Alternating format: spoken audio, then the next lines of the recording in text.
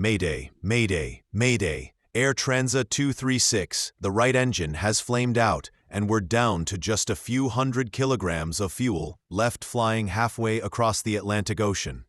The captain of an Airbus A330 carrying 293 passengers and 13 crew members declared a mayday. Just minutes after his call, the situation worsened when the left engine also flamed out, leading to all lights shutting off and the deployment of oxygen masks due to the loss of cabin pressurization. In complete darkness, and with the aircraft's electrical systems switched to emergency configuration, the pilots struggled to control the aircraft, working hard to keep it flying. Meanwhile, the crew quickly prepared the passengers for a potential emergency water landing, aware that their chances of survival were slim. This is the story of Air Transat Flight 236. Bus back, all engines clear, start at will. On August 24, 2001, Air Transat Flight 236 was pushed back from the gate at Toronto Pearson Airport, Canada, with destination Lisbon Airport, Portugal. Route from Toronto to Lisbon crosses the Atlantic Ocean, starting in Canada. It travels over the Western Atlantic crossing towards the European mainland before reaching Lisbon. This flight typically takes about 7 hours. Aircraft information. The aircraft designated for this flight was an Airbus A330 equipped with 362 passenger seats, built in 1999. It had accumulated over 10,000 flying hours by the time of the incident. It was loaded with approximately 46.9 tons of fuel, 5.5 tons more than the minimum legal requirement. Pilots in the cockpit of the aircraft. There were 2 pilots. The captain was 48-year-old Robert Piche, who had nearly 177,000 flying hours, with almost 800 of those on the Airbus A330. He was joined by the first officer, 28-year-old Dirk de Jager, who had accumulated 4,800 flying hours, 386 of which were on this specific aircraft type. Engine replacement. 4 days before Air Transat Flight 236 took off, it underwent routine maintenance. During this checkup, the maintenance team discovered metal chips in the aircraft's oil filter, a sign of potential engine trouble. Unable to pinpoint the source of these chips, they decided to replace the engine. The engine being installed, loaned by Rolls-Royce, was in a pre-service bulletin configuration, while the replaced engine was in a post-service configuration. This difference caused an issue for the technician in charge. The rear hydraulic pump from the removed engine couldn't be fitted onto the replacement engine. The reason was a clash with the fuel pump inlet tube already installed on the loaned engine. Unable to access the service bulletins from the available computer terminals, the lead technician relied on advice from the maintenance engineering department. They recommended using only the rear fuel tube from the engine being replaced. By following this advice, the technicians were able to ensure there was enough space between the fuel tube and the nearby hydraulic tube. After installing the new engine, the technicians inspected the work and found no issues. The engine passed a ground run test, indicating it was functioning correctly, and the aircraft was approved for flight. Takeoff just before 1 in the morning, the Airbus took off. The pilot steered the aircraft eastward, ascending to a cruising altitude of 39,000 feet. The first hours of the flight went smoothly with no issues on board. It was a calm and routine journey as the plane continued steadily toward its destination. Unusual oil readings, but several hours into their journey, while halfway across the ocean, the pilots encountered something unusual. Upon checking the secondary display for engine readings, they spotted abnormalities in the right-hand engine's data. The oil pressure was unusually high, paired with a lower oil temperature and a decrease in oil quantity. These warnings presented a scenario that the pilots couldn't immediately understand. Normally, engine oil temperatures increase during a flight, So when the pilots saw the oil temperature going down, they were confused. They looked through the manual to find an explanation, but they couldn't find anything that explained the strange ingses they were seeing.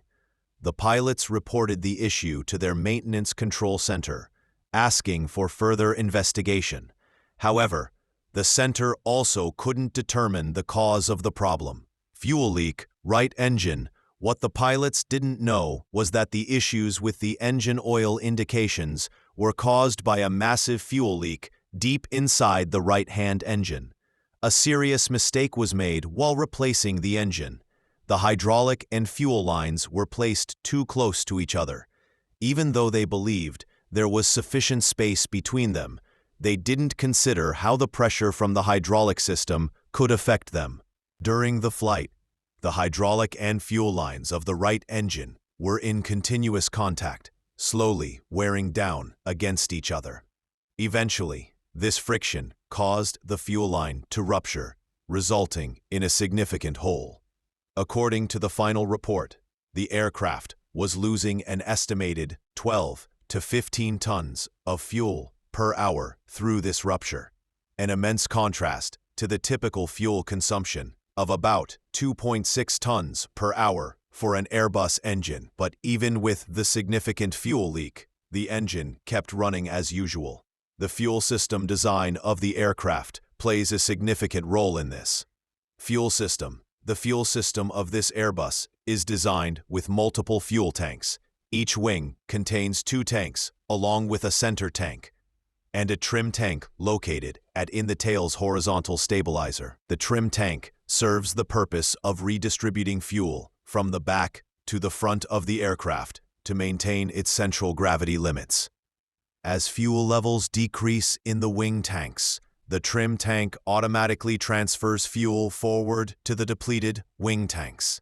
This transfer is normally not scheduled to take place until 35 minutes from the destination airport, when the wing tanks are below 4 tons, or when the aircraft descends below flight level 245. This process ensures a balanced fuel distribution for landing. However, in this instance, the trim tank initiated its final fuel transfer prematurely, directing all its remaining fuel forward into the wing tanks much earlier than usual. Despite there being an indication in the cockpit, the pilots did not immediately recognize the abnormality. Fuel imbalance. While still dealing with the oil pressure issue, an advisory message flashed on the ECAM. It's the central display unit in the cockpit, and it alerts the pilots when action is needed. It was an advisory message. The message noted a fuel imbalance between the tanks in the left wing and those in the right wing. A fuel imbalance means that there's more fuel in the tanks of one specific wing than in the other, which is a problem because the aircraft needs to be balanced. When dealing with a fuel imbalance, on the Airbus A330, there aren't any specific actions outlined in the ECAM. Instead, the ECAM simply alerts pilots to the imbalance, prompting them to refer to the Quick Reference Handbook for guidance. Given their familiarity with handling imbalances from simulator training, the captain decided to rely on their experience and memory rather than consulting the Quick Reference Handbook. They opened the crossfeed valve and shut off the fuel pumps in the right wing, intending to transfer fuel from one side to the other. However, unbeknownst to them, this action only worsened the fuel leak, as fuel was being directed from the left wing tank through the damaged right side of the aircraft. Had they consulted the QR, the first instruction would have cautioned against proceeding with the checklist if a fuel leak was suspected. Within just 10 minutes, as they watched the fuel levels drop rapidly, the pilots realized that the total amount of fuel remaining on board had fallen below the level necessary to safely reach Lisbon. Alternative landing site. Facing this critical situation, they began exploring alternative landing sites. In the vast expanse of the Atlantic Ocean, the pilots had limited options. They identified Leis Airport, located on the island of Terceira in Portugal, as a viable diversion point. Crew member enters cockpit as the pilots considered their diversion strategy. A cabin crew member entered the cockpit to inform them about passengers requiring assistance upon arriving at Lisbon. Inspection of the wings. The pilots explained the urgent need to divert to another airport due to a technical issue. They requested the cabin crew member to visually check the wings. Following the pilot's instructions, the crew member dimmed the cabin lights for a clearer view and used a flashlight to inspect the wings from the cabin windows. Despite the thorough check, no irregularities were detected. Computer glitch. A fuel leak would be relatively easy to detect during daylight hours, but spotting one at night becomes significantly more challenging. Because there were no signs of a fuel leak other than the lower than expected quantity of fuel on board, and with no additional ECAM warnings or alerts, both pilots concluded that the issue was likely a computer malfunction. Fuel leak procedure. The pilots considered doing the standard fuel leak procedure but decided against it. Could it be a fuel leak? Should we start with the standard fuel leak procedure? No. We would then have to descend to a lower altitude, which would worsen the situation. Understood. Investigators later concluded that if the pilots had executed any of the prescribed fuel leak procedures upon diverting to Legis, whether it was the engine fuel leak procedure, the wing fuel leak procedure, or the fuel leak not located procedure, they would have landed with at least 3.8 metric tons of fuel on board. Framing bias. The captain's decision not to follow the fuel leak procedure was influenced by a common thinking mistake known as framing bias. This kind of bias happens when people get stuck on one way of looking at a problem and only pay attention to information that supports that view while ignoring evidence that doesn't fit. As the plane sped down the runway, slowing it down became a major challenge. Important features that usually help slow the plane, like wing spoilers and engine reverse thrust, were not working. To make things more difficult, the system that prevents the wheels from skidding didn't work properly, causing the wheels to lock up when the captain tried to use the brakes. The aircraft managed to stop just 600 feet short of the runway's end. Fires had broken out in the left main gear wheels, heightening the emergency. Captain Pitch quickly ordered an evacuation, and remarkably, all passengers were out of the aircraft in just 90 seconds, securing their safety. The fire crews, already on standby, quickly put out the fires. Incredibly, all passengers and crew on board survived the ordeal. Following their miraculous landing, the event was marked as the longest glide by a passenger aircraft in aviation history, without any fatalities. Analyze. The crew was initially celebrated as heroes. However, as time passed, questions surfaced about the events leading to the critical fuel shortage over the Atlantic. Doubts began to circulate regarding the crew's decision-making, especially why they appeared to overlook their instruments' warnings of rapidly decreasing fuel levels. Following the incident, significant changes were made to aviation safety protocols. Airbus introduced a new warning system in their flight management computers. Thank you for watching this video. If you found this story informative, then please support our channel, Incident Facts.